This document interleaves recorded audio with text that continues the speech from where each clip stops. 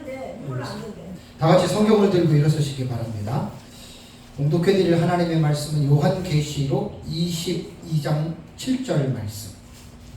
요한계시록 22장 7절 말씀 한 말씀만 제가 봉독해드리겠습니다. 이것은 하나님의 말씀입니다. 보라 내가 속히 오리니 이 두루마리의 예언의 말씀을 지키는 자는 복이 있으리라 하더라. 아멘. 네, 앉으시기 바랍니다. 이번 시간에는 이제 지난달에 19장을 공부를 했잖아요, 그렇죠? 이번 달에는 20장을 공부를 해요.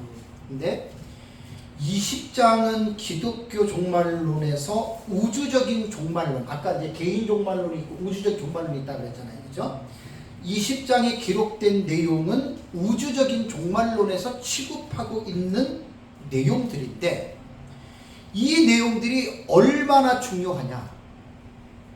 너무나 중요합니다. 종말론을 연구해 보신 분들은 알아요. 그러니까 20장은요, 이거요, 절대로 이거는 그냥 넘어가면 안 돼요. 하나하나 사건 하나하나를 정확하고 깊이 있게 여러분들이 이 사건을 이해를 하셔야 돼요. 그래서 요한계시록에서 이제 종말적 입장에서 아마 그 사건들을 1장부터 다 사건들이 있는데, 요한계시록 20장만큼 엄청난 사건들이 모여있는 데가 없어요, 사실. 여기 10가지 정도의 사건이 여러분 이제 이루어지기 때문입니다. 근데 이제 20장이라고 하는 이 본문을 볼 때는 20장 전이 19장이잖아요. 계시록 19장 11절에서 21절에 예수님의 재림이 나와요. 그러니까 아까 우주적 종말론의 재림부터 5가지의 주제를 루이스 버크분 취급하고 거의 조직시할 때 다 그렇게 봐요. 거기서 뭐라면 개인적으로 연구한 사람들이나 많이 하지.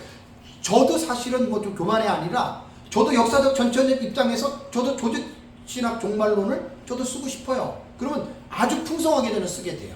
역사적 전천적 입장에서. 그러니까 오전에 이제 이런 부분들을 잠깐 첫 시간에 말씀드린 대로 저도 연구를 하면서 그러고 싶은 마음이 들더라고요. 제가 다는 몰라도 역사적 전천년 입장에서는 나 이걸 언급을 해야 되겠다. 그러면 풍성하게 저는 더 언급을 할 수가 있습니다. 그래서 요한계시록 이 19장은 예수님의 재림에 대한 장으로 지난달에 말씀드릴 때 19장 11절에서 21절이 예수님의 재림으로 보는 데는 무천년이나 전천년이나 이견이 없어요. 같이 봐요. 그러나서 이제 20장에 들어와서 이제 사건이 10가지 사건이 나옵니다. 물론 천년왕국을 하나의 사건으로 보면은 이제 하나로 보기도 하지만 제가 좀 일부러 나눠서 제 책에 지금 이제 다시 재판을 찍을 때는 제가 수정을 다 해놨어요. 뭐 수정하고 오탈자를 잡아놓은 게 꽤 많습니다. 이제 그거는 지금 제가 준비를 하고 있기 때문에. 그래서 계시록 20장은 종말론 입장에서 너무나 여러분 중요하기 때문에 제가 먼저 이렇게 부탁을 드린 것은 뭐냐면, 항상 제가 말씀드리잖아요. 한 가지 해석만 알지 말고 내 것만 알지 말고 최소한 우리 역사적 전천년 입장에서는 무천년의 해석도 우리는 알고 있어야 됩니다. 마찬가지예요. 무천년만 알지 말고 역사적 전천년의 입장도 알아두면 좋습니다. 근데 문제가 뭔지 아세요? 우리가 무천년을 배우는 거는 되게 쉬워요. 책들이 많아가지고 되게 쉬운데, 무천년주의자들이 역사적 전천년을 배우는 거는 이건 진짜 하늘의 별따기입니다. 왜 그런 줄 아세요? 역사적 전천년은 정체성이 분명하게 세워지지 않았습니다. 이렇게 얘기를 하면 모르시는 분들은 의아해할 거예요. 제가 이제 계속 연구를 하기 때문에 요한계시록 독법이 책에 나오면 거기 내가 어느 정도 자세하게 실을 거예요. 왜 역사적 전천년은 지금까지 정체성을 확립하지 못했느냐? 그 이유가 있어요. 그래서 무천년 입장에서 전천년을 배우려면 정말 쉽게 말하면 어느 장단에 춤을 춰야 될지 모릅니다. 이 사람 책 읽어보고 이 사람 책 읽어보면 비슷한 것도 있지만은 다른 부분들이 역사적 전천년주의자들 간에 많이들 있습니다. 그래서 계시록 20장은 너무나 여러분 중요하기 때문에 한 가지의 해석만 알지 말고 최소한 역사적 전천년과 무천년의 2가지의 내용은 꼭 공부를 하셔야 돼요.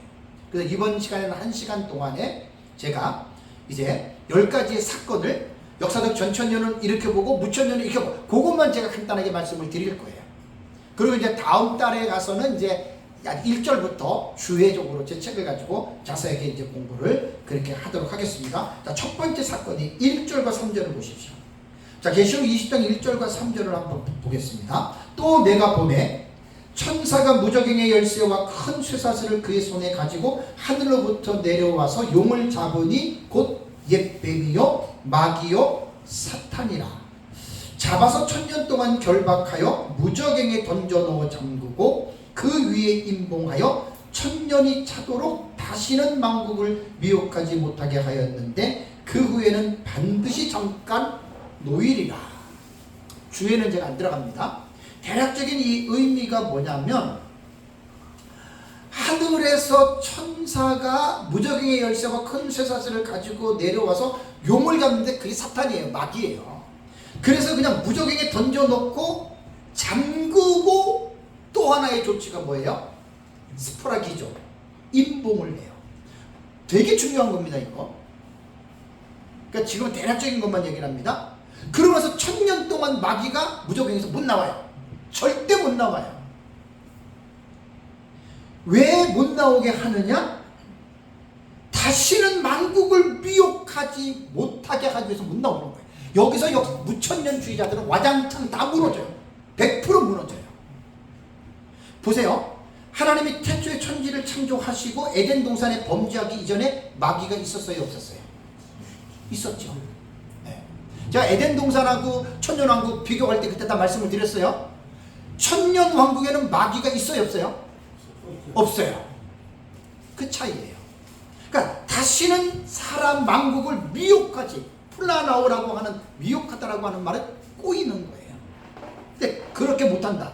그러고 나서 그 후에는 반드시 잠깐 노일이라고 하는, 뭐 이것만 가지고 1시간 넘게 갈 수 있어요. 그건 제가 다음 달 하는 거고, 간략하게 제가 말씀을 드리면은요, 역사적 전천년은 20장에 지금 딱 들어왔잖아요.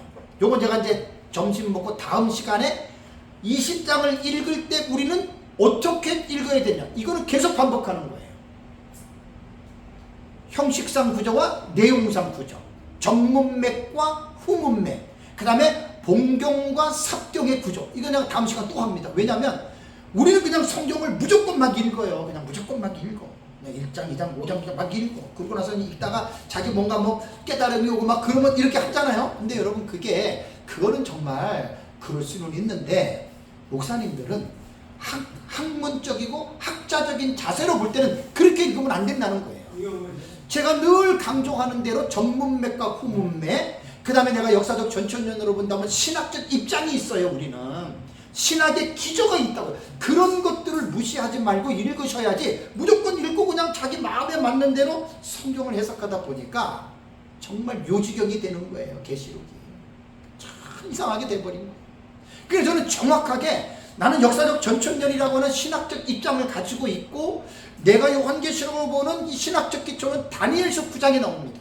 그 70일의 계시에 우리는 뿌리를 두고 있거든요. 그러니까 그러한 신학적 입장에서 우리는 성경을 쭉 체계적으로 제가 지금 읽고 가거든요. 다음 시간에 이제 20장에 들어갈 때 내가 이제 자세를 말씀을 드리고, 이번 시간에는 자, 우리는 어떻게 보냐면 역사적 전천년은요, 이렇게 생각하시면 돼요.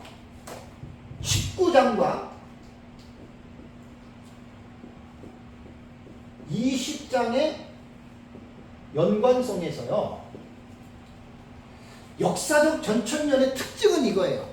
19장과 이게 역사적 전천년의 특징은 19장과 20장을 연속되어지는 사건이다. 이렇게 보셔요. 연속. 그러니까 19장이 뭐냐면 예수님의 재림이죠. 20장은 천년기가 나오잖아요. 그러니까 예수님이 재림하시고 그 다음에 이 세상에서 천년기가 있다. 이게 고대의 교부들이 이렇게 본 거예요. 그러니까 연속적으로 보는 사람들을 우리는 역사적 전천년이다 이렇게 이야기를 하고, 그 다음에 무천년은요, 무천년은 뭐냐면 비연속입니다. 그러니까 예수님이 재림하고 20장이 일어나는 사건이 아니고, 20장의 사건은 신약시대의 초기로 돌아간다. 연속이 아니라는 거예요. 그 지난달에 제가 영어 한번 썼던 거 지금 기억이 안 나는데 그게 바로 그게 이게 다시 이렇게 뭐라 그러나 이렇게 반복된다 그런 개념이란 말이에요. 그러니까 이건 간단한 거예요. 19장과 20장을 연속적으로 보면 전천년이고 비연속적으로 보면 무천년이에요. 여기서 딱 먼저 결정이 되는 거예요. 그러니까 우리는 간단하잖아요. 어쨌든 천사가 내려와 가지고 마귀를 잡아 가지고 무적에게다 집어넣고 1000년 동안 감춘다. 우리는 재림 이후에 이 사건이 이 땅에서 1000년 동안 우리는 어떻게 있을 것이다. 이게 여러분 역사적 전천년입니다. 그러면 왜 마귀를 무적에게다 갇혀놓고 잠글 뿐만 아니라 거기다가 임봉까지 하느냐? 절대 못 나옵니다. 1000년 왕국 기간 동안에 마귀가 절대로 세상에 역사 못하도록 이걸 꼭 기억하셔야 돼요. 여기서 이제 무천년이 확 그냥 급속을 받아서 쓰러지는 거예요. 무천년은 어떻게 보는 줄 아세요? 무천년은 단락의 해석법에서 말한 것처럼 예수님의 초림과 재림에 대한 내용을요 1장에서 22장까지를 7단락으로 이렇게 쪼갭니다. 7개 병행법으로. 이게 핸드릭슨이 말하는 거예요. 핸드릭슨. 제가 늘 얘기를 하잖아요. 무천년주의자들도 몰라요. 지금 자기들도 이런 것도 신학적 구조와 입장도 모르고 무천년이라고 하거든요. 내가 시간이 되면 내가 좀 무천년 정리를 해주려고 그래요. 무천년을 이렇게 보는 게 무천년이라고. 마구더비를 배우다 보니까 그냥 뭐 자기 뭐 와닿는 대로 뭐 이렇게도 지금 하니까 이게 규칙이 없어요. 합리적인 그게 없어요. 무천년은 원래 이렇게 보는 거예요. 그러니까 19장에서 예를 들어 가지고 예수님께서 재림을 하셨다. 20장을 초림, 재림으로 보면 20장의 천년기를 이때로 보는 거예요. 예수님의 그 공생의 사역으로 신약 시대로 무천년 해석이에요. 이게 비연속적인 관계로 이 20장을 신약 시대 처음으로 쭉 사건을 끌어가는 거예요. 천년왕국에 대한 부인하는 거죠. 그러니까 뭐 그거는 그 천년왕국을 부인하진 않아요. 그건 이제 좀 이따 말씀드릴게요. 그러니까 말을 잘 하셔야 돼요. 천년왕국 제가 뒤에 말씀드릴게요. 그래서 무천년은 천년왕국을 부인하는 게 아니라 천년왕국이 있다고 해요. 무천년의 천년왕국은 제가 뒤에서 말씀드리겠지만 신약시대 예수님 초림과 재림 이때가 천년왕국의 기간이라 그래요. 그러면 우리 입장에서 볼 때는 말도 안 된다 그러죠? 그러면 안 돼요. 보세요. 우리는 예수님 재림 이후에 우리는 천년왕국으로 말하죠. 그죠? 그 무천년주의자들이 우리를 볼 때 어떻게 보겠어요? 말도 안 되죠. 그럼 결국 어떻게 되는 거예요? 이런 분위기로 서로 나간다면 서로 어떻게 되는 거예요? 물고 뜯고 싸우는 거예요. 그러면 그 갈라디아에서 나오잖아요. 서로 물고 뜯으면 피자 어떻게 된다고요? 망할까 조심하라 그랬죠. 조심하셔야 돼요. 정말 이후에 될 일을 그러니까 우리가 볼 때는 이런 거고 네. 무천년을 이렇게 본다는 말이에요. 그래서 이거를 갖다가 우리가 그 분들에 대한 무시라던가 이렇게 해버리면 대화 자체가 안 되고 종말론 때문에 하나님의 종들과 하나님의 교회가 원수가 되는 거예요. 그 사탄이 시키는 게 사탄이. 제가 늘 강조하잖아요. 역사적 전천년으로 우리가 보는 게 맞아요. 나는 누가 뭐래도 역사적 전천년이에요. 그렇다고 해서 그 무천년이 이단이에요? 그런 마음을 가지면 절대로 하나님이 기뻐하지 않아요. 절대 그런 생각 가지시면 안 돼요. 20장에 대해서는 어떻게 생각을 해요? 그러니까 제 걸 잘 여기 녹음 들어가니까 오늘 말하시면 안 돼요. 여기 녹음 다 들어가요. 그러니까 제가 왜 그 계시록을 강의를 하면서 객관적으로 이렇게 가르치냐면 내 것만 우리 것만 우리 거 옳으니까 가르치죠. 그러나 교만한 의식이나 월등의식과 우월의식은 갖지 마세요. 왜냐하면 무천년의 종말론의 세계적인 신학자들이 얼마나 기라상 같은 신학자들이 많은 줄 아십니까? 그리고 우리나라 지금 입장에서 여러분들 좀 정신 차리고 들으셔야 돼요. 우리나라 입장에서 젊은 신학자들 대부분 무천년이에요. 우리 역사적 천천년 명함도 못 내밀어요. 알구나들 말들을 하세요. 알구나들. 그래서 제가 항상 중용적인 입장을 제가 강조를 하는 거예요. 그러면서 우리의 것을 리젝하거나 내뱉지 말고 상호 교류하면서 배우자는 거예요. 제가 그걸 왜 내가 이렇게 얘기를 하는 줄 아세요? 10년 전에 내가 깨달은 거예요. 계시록 배우면서 딱 보니까 한국교회 흐름이 벌써 무천년으로 다 기울어졌는데 전천년 지금 웬만해서 모른단 말이에요. 안 듣는단 말이에요. 그걸 뭐 얼마 되지 않는데 우리 모르다고 막 목에 힘주고 그러면 그 사람들한테 우리가 뭘 어떻게 전하겠어요. 그래서 하나님 주신 지혜로 제가 딱 중용을 끌고 나가는 거예요. 이거 하나님 기뻐하시는 거 100%예요. 이거 하나님 정말 기뻐하세요. 절대로 그렇게 극단적으로 치우치면은 그건 하나님의 교회가 여러분 허물어집니다. 명심하셔야 돼요. 개혁신학자들은 서로가 성경을 보는 신학 입장이 거의 같거든요. 종말론에서는 무천년 전천년 완전 하늘과 땅 차이예요. 그거 서로가 용납하고 받아들이셔요. 그거 용납하지 않고 한쪽만 강조하면 그 사람이 잘못된 거예요. 그럼 절대로 안 됩니다. 그래서 무천년은 보세요. 천년왕국을 예수님의 신약시대로 그랬죠. 그죠? 신약시대에 마귀가 무적의 같은 이렇게 해석하는 거예요. 신약시대에.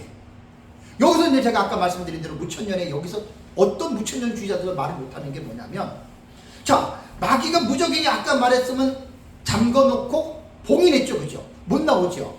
근데 무천년은 이 부분을 어떻게 해석을 하냐면, 사단은 완전히 제어한 것이 아니라 복음 전파를 방해하지 못하도록 활동이 제한된 상태로 해석을 합니다. 무천년의 대가들이. 이거는 변명이에요. 왜? 스프라기죠. 임봉했잖아요. 절대 마귀 못 올라와요. 그리고 우리 역사적 전천년 입장에서 성경적으로 우리가 비판을 하면 베드로전서 5장 8절 9절 기억나시죠? 마귀가 우는 사자처럼 두루다니면서 삼킬 자를 찾지요. 그죠? 그러면 계시록 20장 1절과 3절에 마귀를 무적에게 던져놓고 잠그고 임봉했다라고 하는 말은 절대로 마귀가 없어야 되는 거예요. 여기서 무천년의 입장에서는 유구무원입니다. 어느 누구든 말 못해요. 마찬가지로 전천년도 여러분 얼마나 약점 많은 줄 아세요? 근데 우리 약점을 치고 들어올 때 저는 자랑이 아니에요. 저 다 말할 수 있어요. 자랑 아니에요. 그만 아니에요. 그렇게 연구를 다 해놨어요. 저는. 그러니까 이런 정확하게 말을 할 수 있어야 돼요. 그게 지식이고 그게 여러분 실력입니다. 무천년은 지금까지 이 부분에서 어떤 신학자도 제가 계시록 20장 제가 서기를 주의를 하기 때문에 스프라 기존은 완전히 못 나온다는 거예요. 이거는 변명이에요. 어느 누구도 여기에 대해서는 할 말이 없어요. 그렇다고 제가 무천년 무시하는 것은 절대 아닙니다. 갈수록 얼마나 여러분 마귀의 세력이 여러분 극렬한 줄 아시죠? 여러분 말도 못합니다. 우리 계시록 공부를 했잖아요. 예수님 재림 직전에 보면은 이 세상이 귀신과 그 뭐의 그 초소로 다 바뀌잖아요. 그러니까 이게 역사적 전천년 입장에서 우리가 요한계시록을 해석하는 게 가장 적절합니다. 진짜 가장 적절합니다. 다음에 이제 두 번째가 4절과 6절입니다. 우리 4절과 6절을 한번 우리 같이 한번 읽을까요? 또 내가 보좌들을 보니 거기에 앉은 자들이 있어 심판하는 권세를 받았더라. 또 내가 보니 예수를 증언함과 하나님의 말씀 때문에 못배임을 당한 자들의 영혼들과 또 짐승과 그의 우상에게 경배하지 아니하고 그들의 이마와 손에 그의 표를 받지 아니한 자들이 살아서 그리스도와 더불어 1000년 동안 왕노릇하니 그 나머지 죽은 자들은 그 1000년이 차기까지 살지 못하더라. 이는 첫째 부활이라. 이 첫째 부활에 참여하는 자들은 복이 있고 거룩하도다. 둘째 사망이 그들을 다스리는 권세가 없고 도리어 그들이 하나님과 그리스도의 제사장이 되어 1000년 동안 그리스도와 더불어 왕노릇하리라.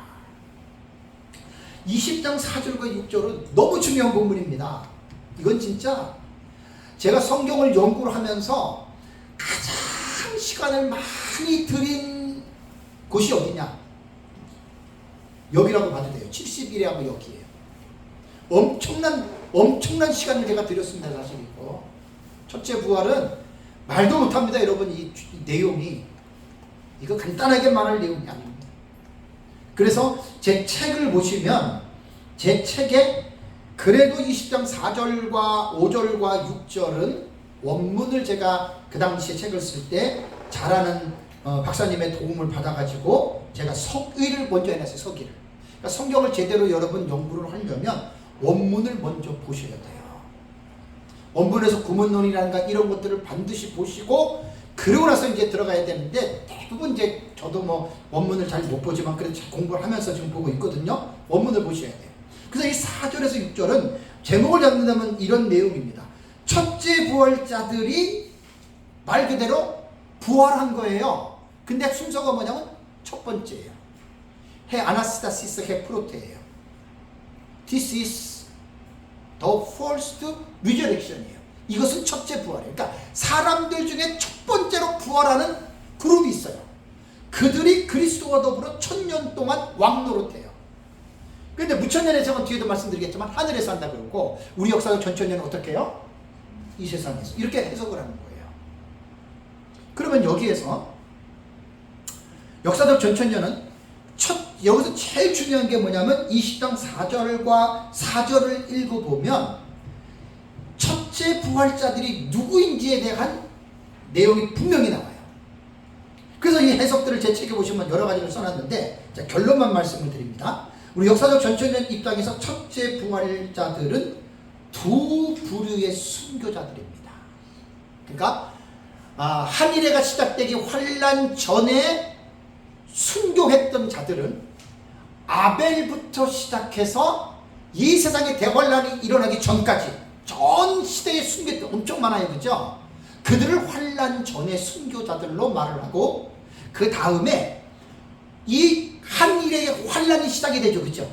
그 다음에 후 3년 만에 대환란이 시작되잖아요. 그죠? 그때 죽은 순교자들이 정확하게 계시록 20장 4절을 여러분들이 보시면 제 책의 주해를 보세요.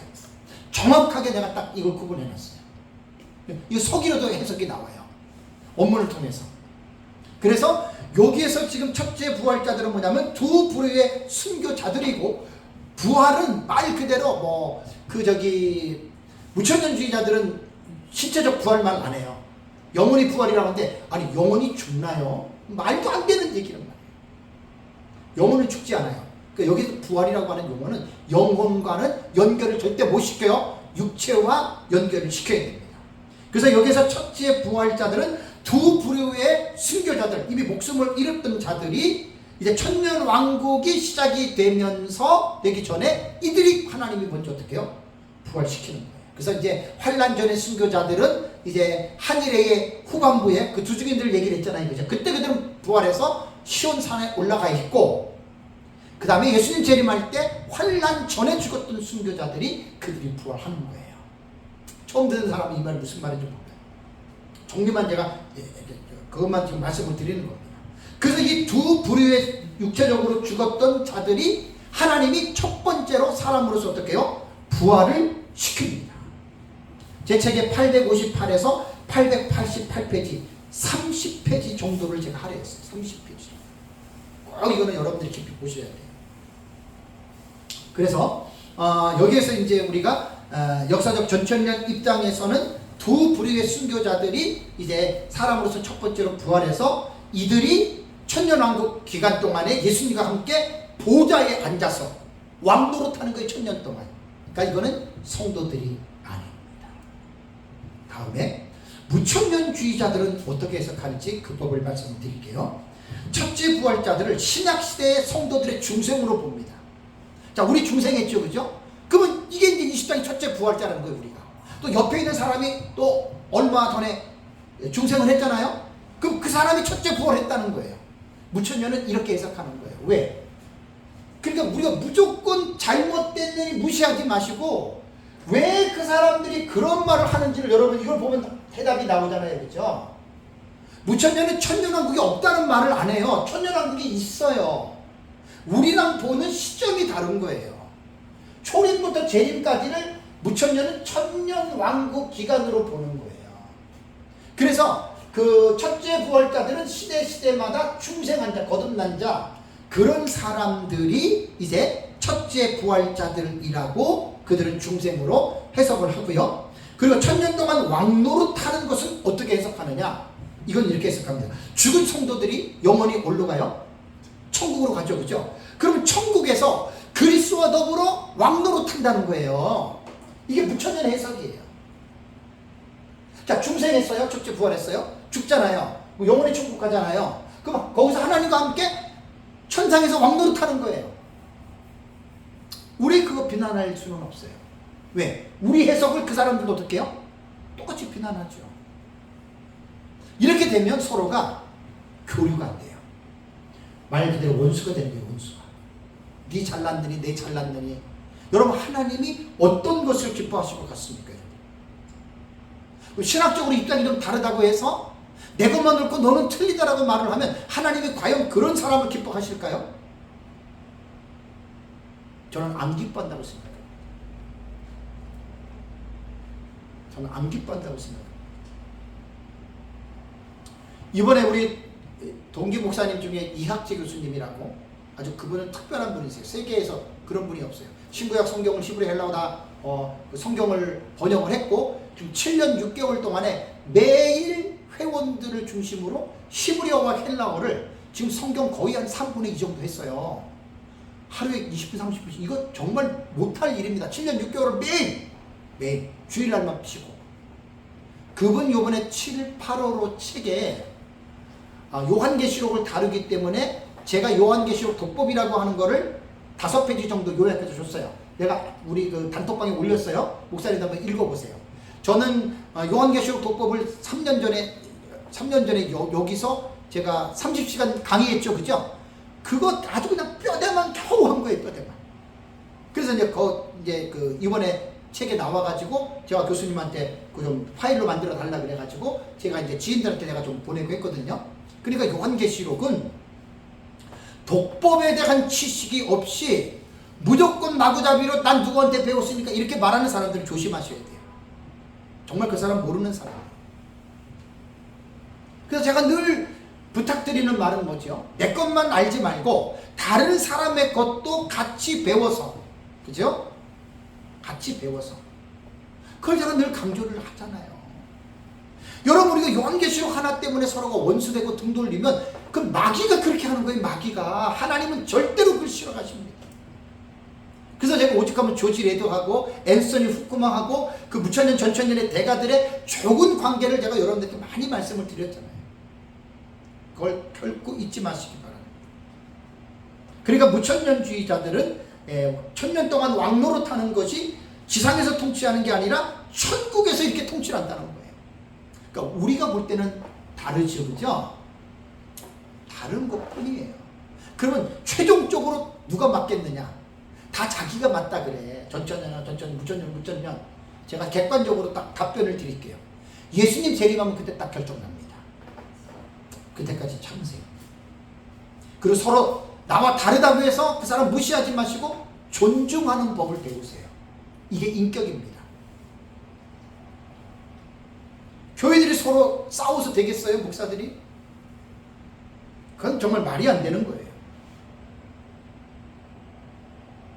그리고 이제 세 번째 사건이 뭐냐면 7절을 한번 읽어요. 7절.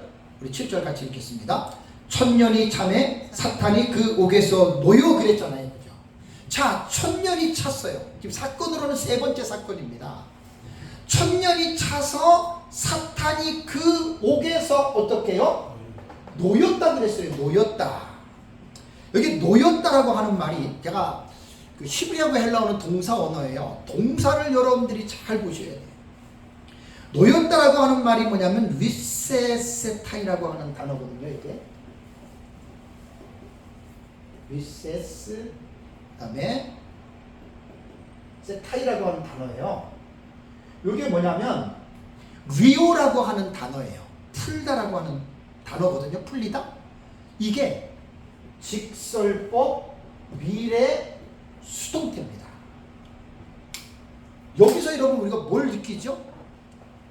수동태이기 때문에 사단이 그 옥에서 놓이는데 능동태 같으면 사단이 알아서 스스로 나올 거 아니에요. 그죠? 태가 무슨 태라고요? 수동태면 뭐예요? 누군가에 의해서 풀려나왔다는 말이에요. 여기 누군가가 누굽니까? 하나님이지요.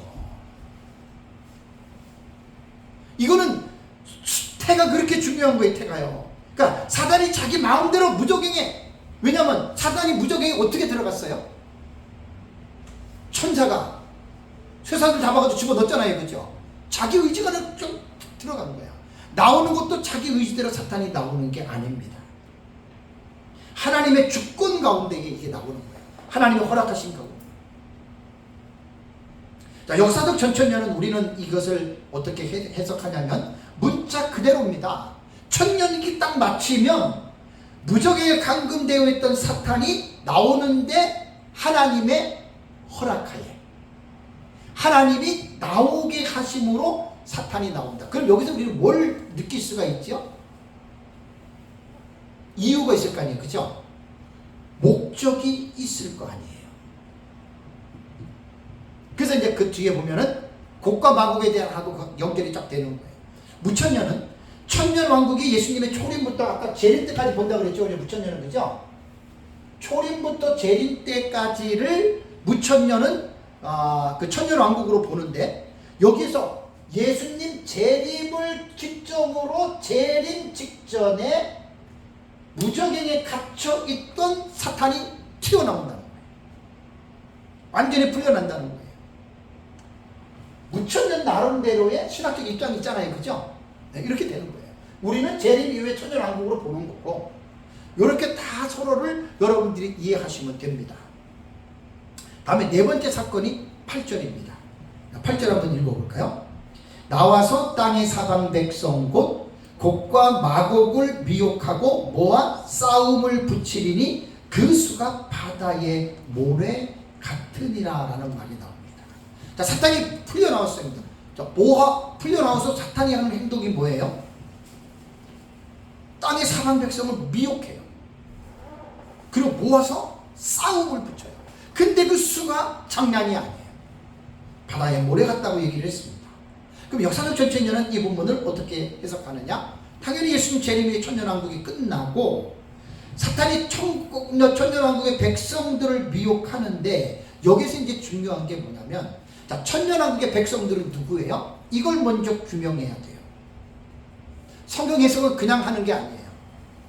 천년왕국의 백성이 누구지를 먼저 생각해야 돼요. 자, 여러분 역사적 전천년의 사실은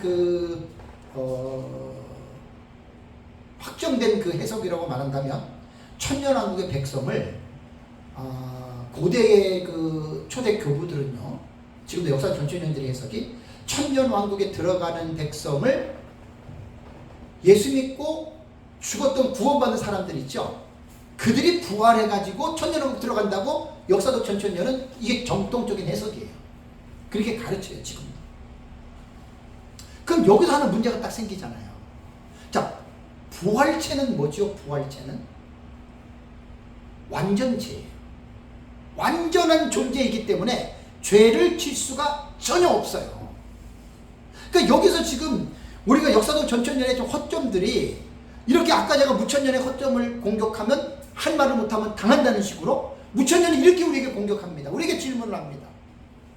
어떻게 부활한 사람이 완전하게 완전체로 된 부활체가 어떻게 곡과 마곡이 되어서 죄를 질 수 있느냐? 그러면 역사적 전천년은 할 말이 없어요. 할 말이 없어요. 그래서 여기서 이제 우리가 면목사님한테 배울 때 거기서 천년왕국의 백성은 우리는 부활체는 들어가지 않는다고 우리는 배웠어요. 그렇죠? 성도들은 부활 안 해요. 그러니까 이제 아까 이게 뭐냐면 계시록 20장 4절과 5절에 첫째 부활자를 정확하게 딱 명시하면 그 나머지 죽은 자들은 그 천년이 차기까지 살지를 못한다.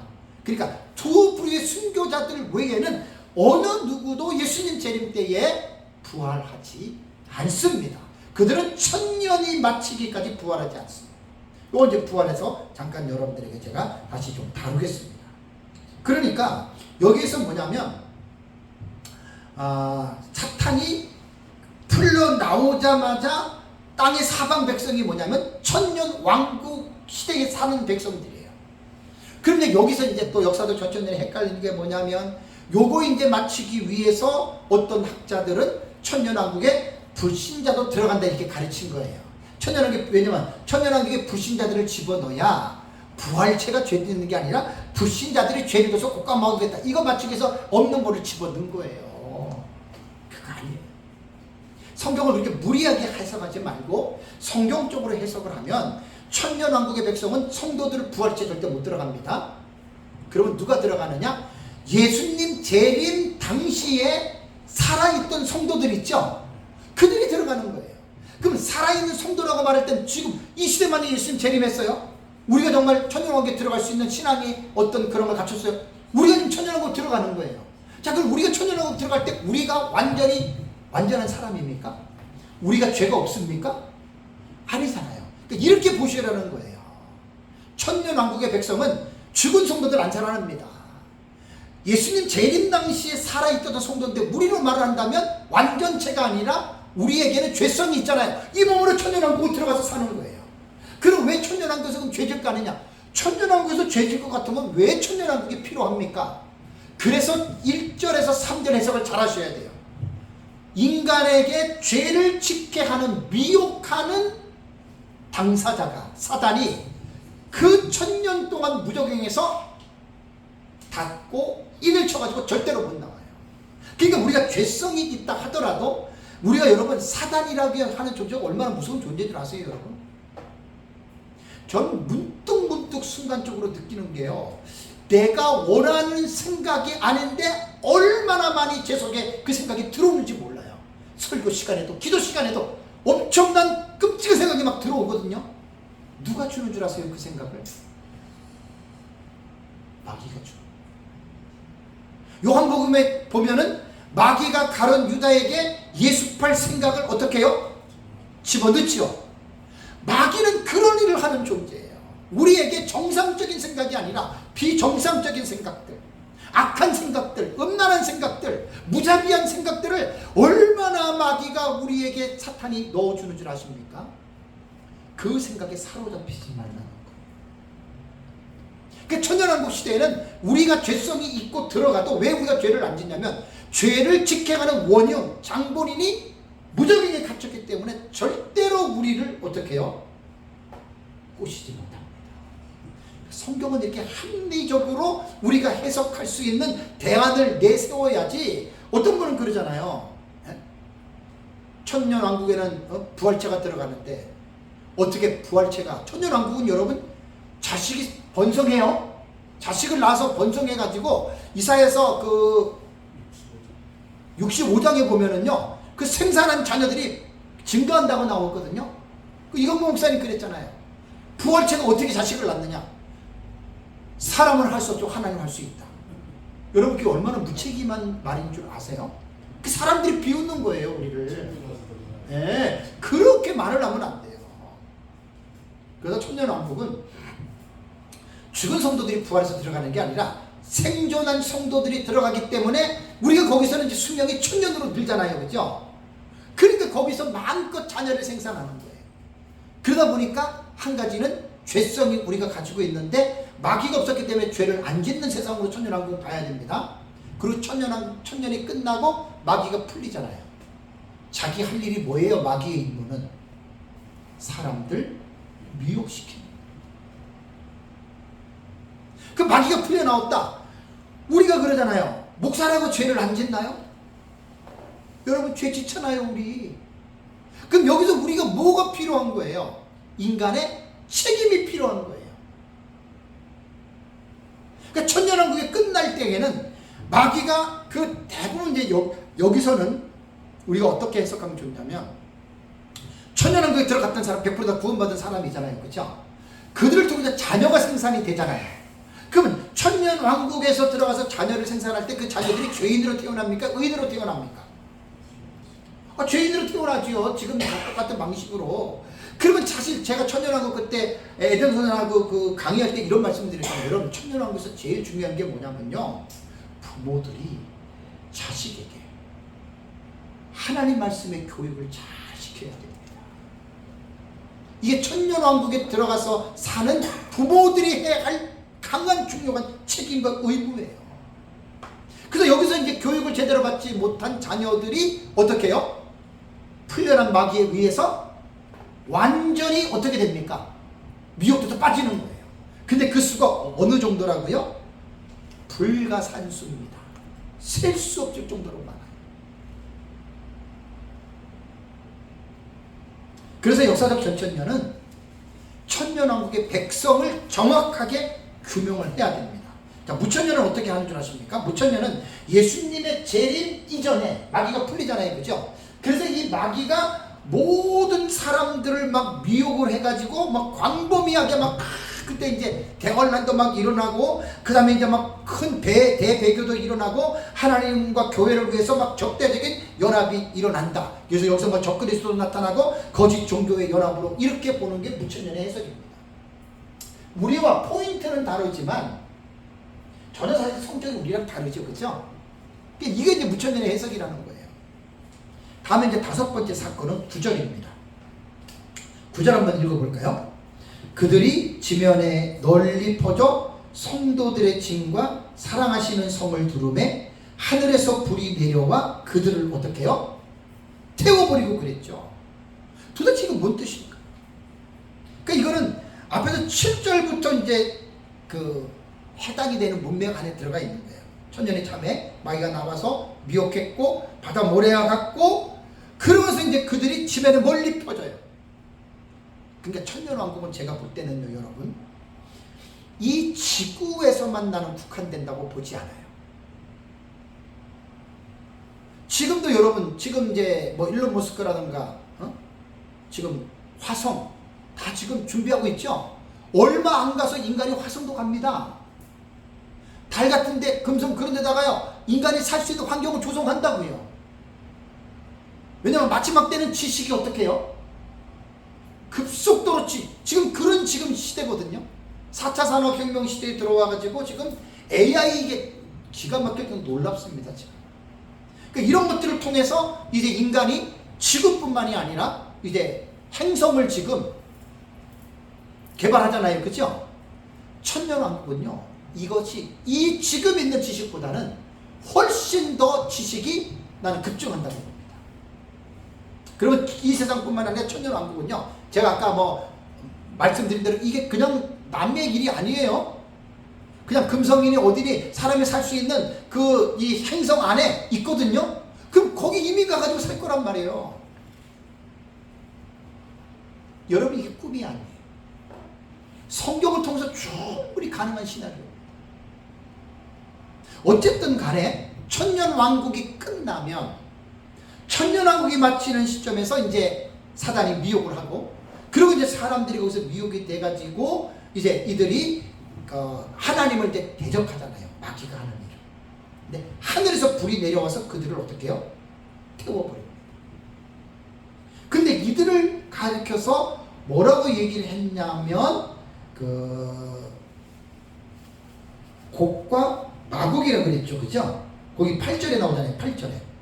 8절에 보면은 여기서 이제 그 사방 백성 곧 곡과 마곡이라고 여러분 이렇게 이야기를 했는데 곡과 마곡은요. 여기서 이제 많은 사람들이 지금 착각하는 게 뭐냐면 이스라엘이 이란을 쳤죠. 그죠? 치자마자 유튜브에 뭐가 딱 떠오르는 줄 아십니까? 곡과 마곡의 전쟁이 시작됐다. 그래서 어떤 목사님 1시간 설교 나는 뭐 들어보지 시간이 있어서 나는 못 보는데 들어봤더니 근데 그게 시작된 거예요. 곡과 마곡의 전쟁. 에스겔 30절, 38, 39장에 보면은 그걸 곡과 마곡 전쟁이라고 그러잖아요. 여러분 참 정말 답답해서 그래요. 계시록의 전문가들도 지금 곡과 마곡의 전쟁이라고 말을 하는데 이 말이 맞아요? 틀려요? 또 틀린 말이에요. 마곡 땅에 마곡 지역에 곡이라고 하는 왕이 마지막 때에 북방 쪽에서 남방을 치러 오는 전쟁이 이걸 곡과 마곡 말을 끼는 전쟁이라고 용어를 쓰면 안 되지요. 마곡이라고 하는 땅에 곡 왕이 쳐들어온다 이렇게 말을 해야 돼요. 왜 곡과 마곡 전쟁이라 그러냐고요. 이 말을 곡과 마곡 전쟁이라고 하는 말은 뭐냐면 곡이라는 나라와 마곡이라고 하는 나라가 싸운다는 뉘앙스로 들리잖아요. 이게 무식한 거예요. 에스겔 38장 읽어보세요. 그 뜻이 아니에요. 로스 메색이라고 하는 곡이라고 하는 마곡이라고 하는 지역에 로스와 그 메색이라고 하는 나라가 있어요. 그런 나라들 속에서 총 리더십인 왕이 곡이라는 왕이란 말이에요.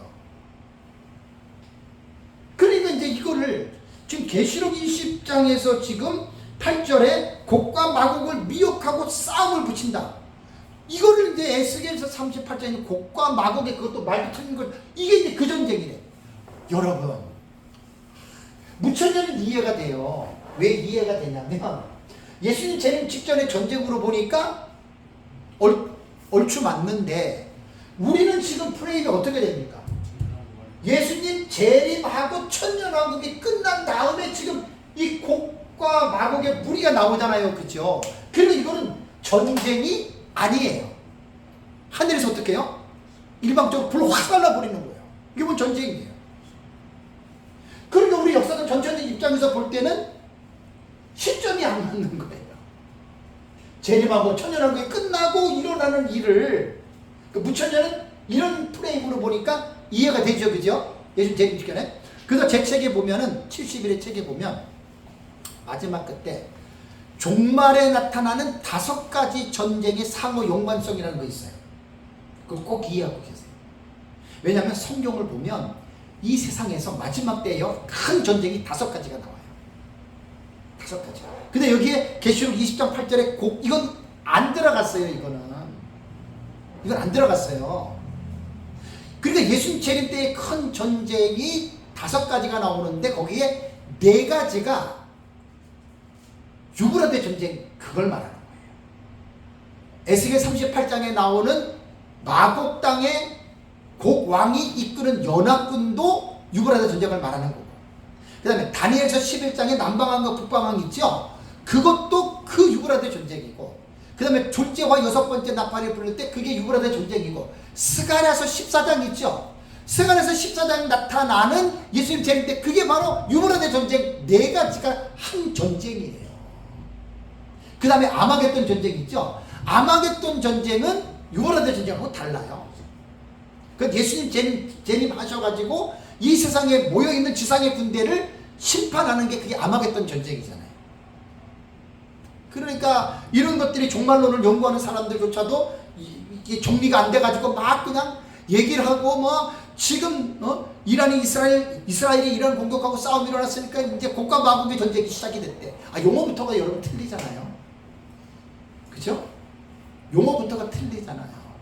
그런데도 계속해서 종말론 연구가들은 곡과 마곡 입에 달아뒀어 지금. 그거 고치셔야 돼요. 그렇게 말하면 안 돼요. 그래서 우리는 천년왕국이 끝나고 우리 역사적 전천년은 심판하는 거고, 그죠? 무천년은 예수님 재림 직전에 사탄이 풀려가지고 모든 만국을 미혹시켜가지고 그때 최후 심판으로 봅니다. 불심판으로. 무천년은. 자, 이렇게 아니까 이해가 되죠. 그죠? 그죠? 한 가지만 안다고 생각해 보세요. 나랑 다르면 어떤 생각이 들어요? 너 틀려 이렇게 말하잖아요. 그런 사람 되지 마세요. 다 알고 나면, 그래서 저는 종말론을 제가 이제 11년째 연구를 하는데 감사한 게 자랑하려는 게 하는 게 아니에요. 저는 하나만 아는 게 아니라 다 연구를 하니까 이제 어떤 사람 어떤 주석이라도 그 요한계시록 주석을 딱 읽으면 나는 딱 분별이 가요. 이분이 이 해석은 이런 관점을 가지고 했구나 이렇게 보인다니까요. 그게. 근데 내가 객관적으로 연구를 하기 전에는 무슨 말인지 몰랐어요. 그래서 내가 목사님들을 요한계시록을 공부할 때 하나만 배우지 말고 다 배우라는 거예요. 근데 이런 말씀 하시겠죠. 하나 배우기도 힘든데 어떻게 다 배우냐고요. 그러나 배우셔야 돼요. 그러면 내 마음이 넓어져 버려. 내 마음. 저는 자랑이 아니라 어떤 외국의 투석이라도 번역된 거 이렇게 보면 다 이해가 돼요. 충분히 이해가 돼요. 왜 이 사람이 흰말을 적그리스도라고 얘기하고 흰말을 그리스도라고 얘기했는지 이해가 된다니까요. 왜? 그 사람들이 그냥 하는 말이 아니에요. 그 사람들 나름대로 신학적 입장이 있어요. 그렇게 해석하는 입장이. 문자적으로 보느냐, 상징으로 받느냐, 과거로 받느냐, 미래로 받느냐, 역사주의, 이상주의로 받느냐, 다 이해가 된다니까요. 그 다음에 이거를 점진적으로 받느냐, 반복적으로 받느냐, 전진하는 반복적으로 받느냐, 키아진 구조로 받느냐, 아니면 본경과 삭경의 이걸로 받느냐, 아니면 평행론으로. 그거 이해가 되는 거예요. 지식이 있으면. 근데 지식 없는 사람은 이해를 못해요. 싸움만 하자 그래, 싸움만. 나랑 다르니까.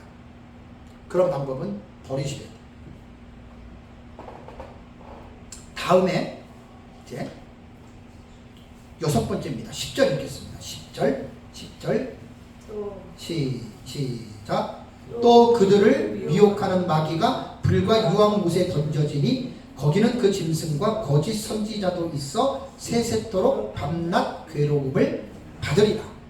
자, 우리 역사적 전체는 그 틀을 보면 알잖아요. 천년왕국 끝나고 재림이 천년왕국 끝나고예요. 무천년은 뭐냐? 재림 직전에 사탄이 심판을 받는다. 이렇게 말을 하는 거예요. 그러니까 이런 부분에 대해서 아까도 제가 말씀을 드린 대로 이게 뭐 가르친다고 해서 사람들이 우리의 가르침을 다 받아들일까요? 절대로 아닙니다. 절대로 아닙니다. 착각하시면 안 돼요. 내가 다른 사람한테, 다른 목사님한테 가르친다고 다른 목사님들이 아멘하고 이것 강의 대강이 받아들일 것 같아요? 절대로 안 그렇습니다. 여러분 정말로 얼마나 어려운 과목인 줄 아시죠? 들어도 지식이 없으면 몰라요. 들어도 모르는 거예요. 그러니까 어떻게 이걸 듣고 금방 이 지식을 여러분들이 아멘으로 받아들이겠어요? 못 받아들여요. 다음에 7번째입니다. 요거 나중에 다 뭐 자세하게 할 때 하고 11절 한번 같이 읽겠습니다. 또 내가 크고 흰 보좌와 그 위에 앉으신 이를 보니 땅과 하늘이 그 앞에서 피하여 간데 없더라. 이게 사건으로는 7번째 사건이에요. 여러분 이거 지금 되게 중요한 내용들이에요. 지금 이거 크고 흰 보좌는 제가 뒤에서 얘기를 하고요. 땅과 하늘이 하나님 그 보좌 앞에서 없어져 버렸어요. 피하여 간 데가 없어요. 근데 계시록 21장 1절을 보면은 그 땅과 하늘이 어떤 땅인 줄 아세요? 처음 하늘과 처음 땅이 없어진 거예요. 이거 성경 해석 잘 하셔야 돼요. 그럼 처음 하늘과 처음 땅이 뭐죠? 지금 이게 뭐예요? 천년왕국 끝나고 지금 일어나는 사건이잖아요. 그죠? 자, 하나님이 태초에 천지를 창조하실 때 창세기 1장 1절이죠. 그죠? 자, 그 땅을 창조했어요. 노아 시대 때에 대홍수를 통해서 지구가 대격변이 일어났어요. 그 처음 하늘과 땅이 노아 시대에는 지구가 판게아 이론입니다. 판게아 이론. 대륙질이 갈라지고 쪼개진 거예요. 그렇지만 그 처음 하늘과 땅이 노아 시대에는 다시 격변된 지구로서 모습을 갖췄고 예수님 재림할 때 어떻게 됩니까? 이 하늘과 땅이 심판을 받아서 일부 파괴가 되죠. 그죠? 그리고 나서 천년 왕국은 새롭게 하나님이 만드시죠. 그죠? 그게 다 처음 하늘과 처음 땅의 본질을 가지고 천년 왕국까지 간 거예요. 그 처음 하늘과 땅이 어떻게 해요? 그 앞에서 피하여 간 데 없더라라는 말입니다.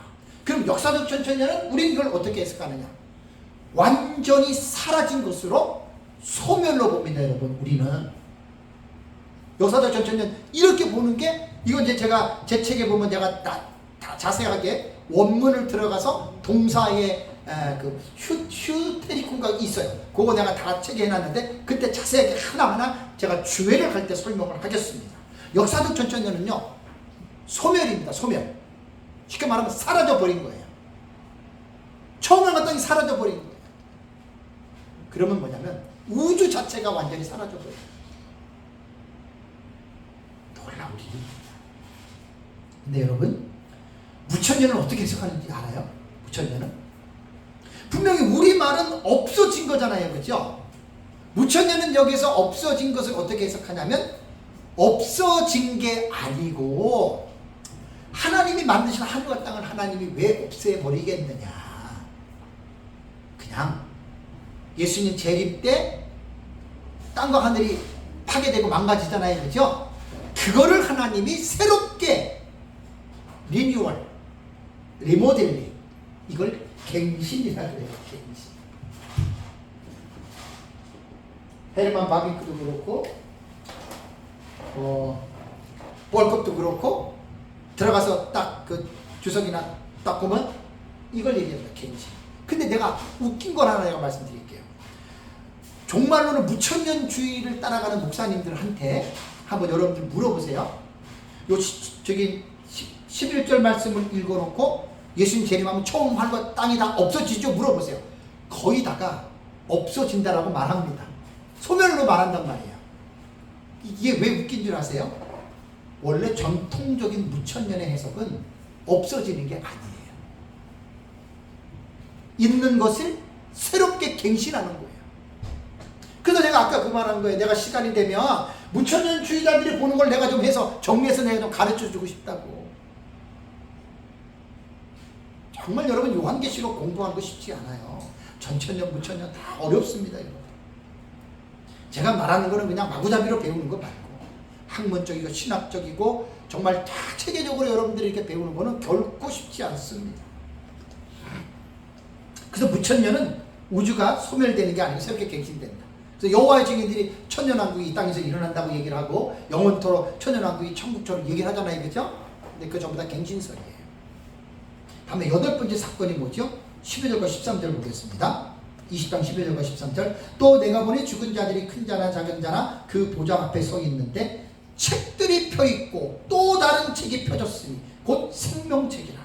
죽은 자들이 자기 행위를 따라 책들에 기록된 대로 심판을 받으니 바다가 그 가운데서 죽은 자들을 내주고 또 사망과 음부도 그 가운데서 죽은 자들을 내주매 각 사람이 자기의 행위대로 심판을 받고, 요 12절과 13절에서는 부활과 그 다음에 최후 심판 두 개의 사건이 믹서가 돼 있어요.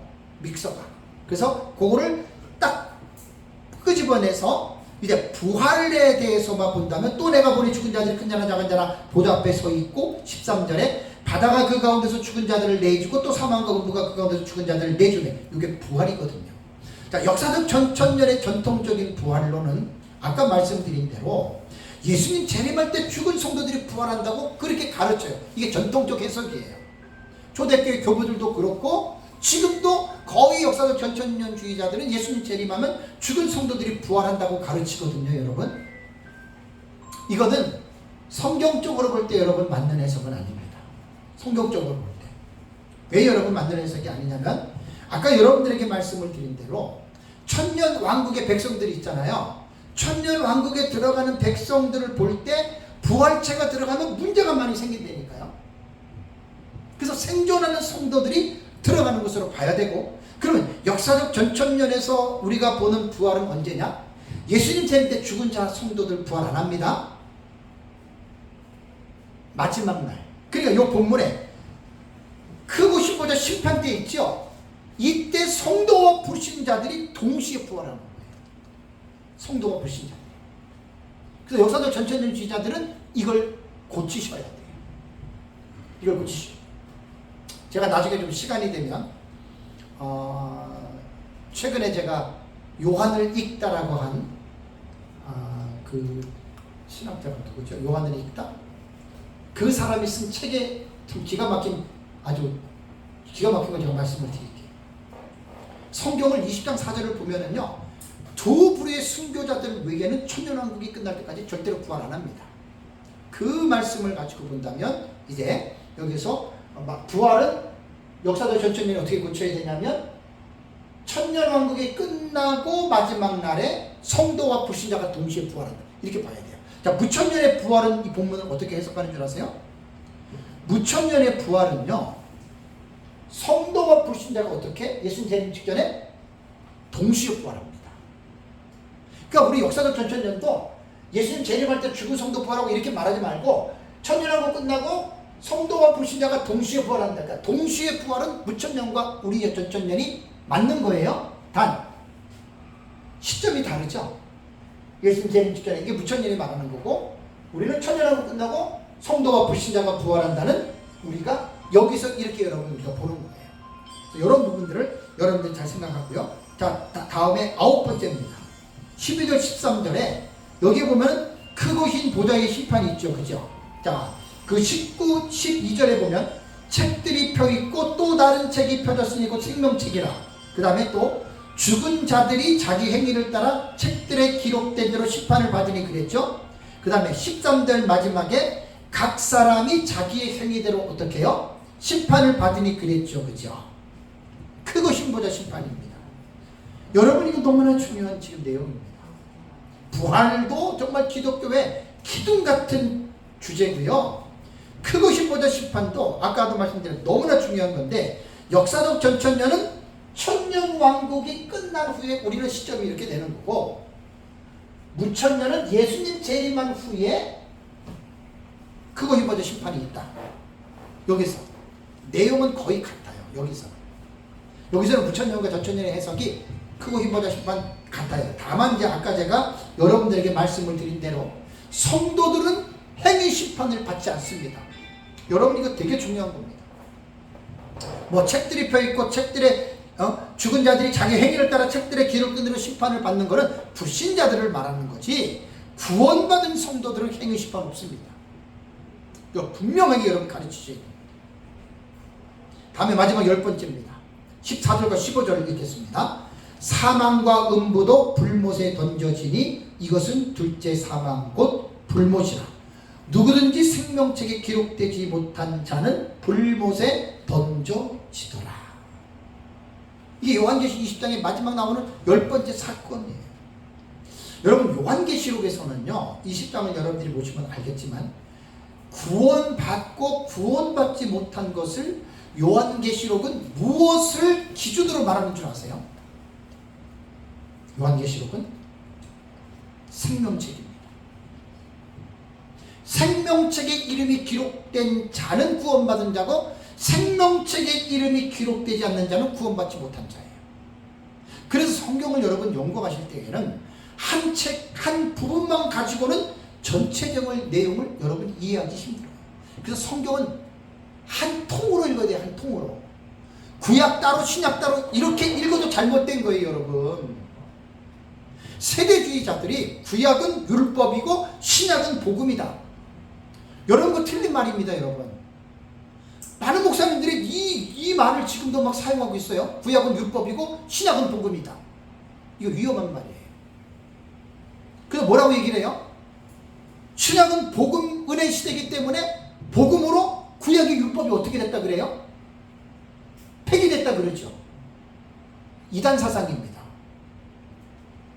율법이 왜 폐기됩니까? 예수님이 율법을 폐하려고 왔습니까? 온전하게 하기 위해서 오셨죠. 그러니까 이러한 신학적인 입장을 분명하게 공부하지 못한 분들이 구약은 율법 시대고 신약은 복음 시대, 은혜 시대, 이게 다 세대주의에서 나오는 말들이에요. 위험한 말이에요. 여러분, 구약 시대에 복음이 없었습니까? 구약 시대에 은혜가 없었습니까? 아니, 신약 시대에 율법이 없습니까? 바울이 율법은 선한 것이고 올바르게 쓰면 선하다 그랬잖아요. 율법이. 왜 율법이 잘못된 거예요? 말도 안 되는 얘기들을 하고 있다고요, 지금. 극단적 세대주의는 정말 너무 위험합니다. 자꾸만 구약을 율법, 신약을 복음 가르지 마세요. 창세기부터 계시록까지 한 통으로 보셔야지, 한 통전적으로 읽으셔야 돼요. 통전적으로. 그래서 구원에 대해서는 요한계시록의 특징은 생명책에 이름이 기록되었느냐 기록되었지 않았느냐에 따라서 구원의 유무가 갈리고, 야고보서 같은 경우는 믿음을 또 강조하잖아요. 그죠? 믿음을 강조하잖아요. 또 그 마태복음 25장에는 행함을 강조하잖아요. 그러니까 그것을 하나하나 딱딱 떨어뜨려서 하나만 가지고 해석하면 성경을 잘못 보는 거예요. 전부 성경에 대한 구원에 대한 텍스트를 한 테이블에 다 올려놔야 돼요. 그래서 성경을 해석하는 게 힘든 거예요. 그래서 힘든 거예요. 저는 20년 가까이 주경신학, 주의 설교에 저는 관심을 갖고 나는 성경을 보는 사람입니다. 정말 여러분, 성경 아무렇게나 해석하면 안 돼요. 정말 성경이 어렵고 깊은 내용들이 너무 많습니다. 제가 지금 창세기 저에게 설교하면서 아주 언약 신학은 확실하게 내가 지금 끌고 나가거든요. 언약 신학, 언약적 관점을 잊어버리면 안 돼요. 성경은 처음부터 창세기부터 공부를 쫙 해나가셔요. 저는 이번에 이제 창세기 좀 공부를 한 1년 정도, 7월 되면 1년 돼요. 창세기만은 한 지금 한 4, 5개월 된 것 같고, 하나하나 시리즈 이제 다음부터 하는데, 어쨌든 제가 요 역사적 전천년은 천년왕국 이후에 이제 둘째 사망으로 떨어지고, 그 다음에 무천년도 예수님 재림이 떨어지고, 마지막으로 보는 관점은 여러분 똑같습니다. 자, 말씀을 정리하겠습니다.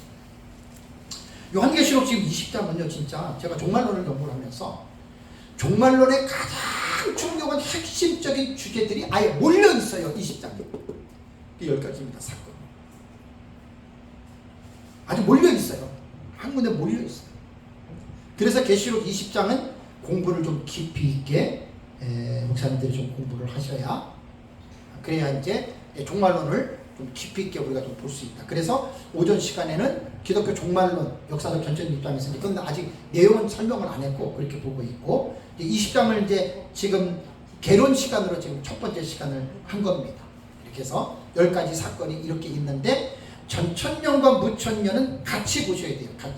같이 보셔가지고 이제 다음 달에 이제 오후 시간에는 제가 이제 20장을 들어갈 때 항상 여러분들께 강조하는 그걸 다시 한번 또 강조하고, 아마 20장 1절부터 자세한 내용은 이제 다음 달 7월 말에, 그때 이제 7월 말에 같이 공부하는 걸로 하겠습니다. 네, 기도하고 이번 시간 마치겠습니다.